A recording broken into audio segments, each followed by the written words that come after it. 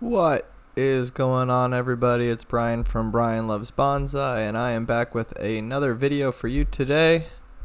I will be repotting this very large twin two-trunk scrub oak. The exact species, I don't know what it is, but it was described to me as a scrub oak, which from my research has 50 different types of species of oaks that it could possibly be more specifically, but I'm okay with scrub oak. This thing was collected probably 10 years ago or so and put in the tub, the concrete tub that you just saw on the screen, and pretty much contained with its normal collected soil. You can see that really dark organic stuff, and left in there to grow for 10 years at the nursery that I work at. And I picked it up about a year ago and added about an inch or two of bonsai soil to the bottom of the pot to give it a little bit of room to reach down into, and you can see that that worked pretty well. All the edges of the pot area did develop some nice little fine root structure into the bonsai soil. I know that there is some discussion on the topic of whether or not to do something like that, especially when you get a tree that is in rough shape. And I will say that I consistently have success with that method, and that might just be a Florida thing. But adding an inch or two of bonsai soil to the bottom of a pot of a tree that I think has really poor soil conditions has worked for me so far on multiple occasions and produced roots and something useful through the growing season.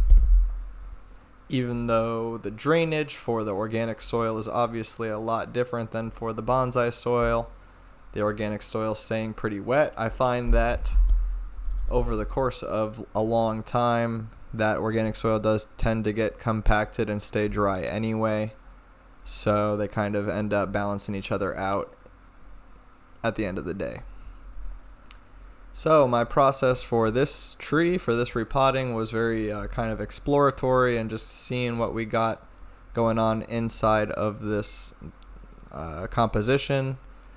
You can see there's all sorts of grass, all sorts of heavy, thick root matter all laced throughout the thing, so my goal was to clean it up, get as much of that organic soil out of the pot as I'm able to, and then go from there. I'm not going to try and do anything too significant structural wise besides seeing what's going on inside of there. I also was pretty confident that these trees were conjoined by a single taproot, but I wanted to be sure, and going through the process of this repotting, I did find that out, that the trees are indeed connected. The only way to separate them would be to chainsaw right down the middle, which could always end up being a possibility.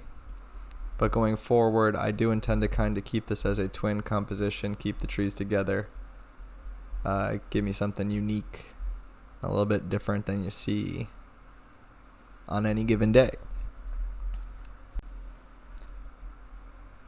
Alright, so I'm going to throw on a little bit of music so that you can watch me finish off the full repotting process, place the tree in my bonsai soil, which is 1:1:1 red lava, expanded shale, and pine fines, which I use for all of my trees right now, and then show you a 360 of the complete composition at the end. I do just end up repotting the tree back into the same masonry tub.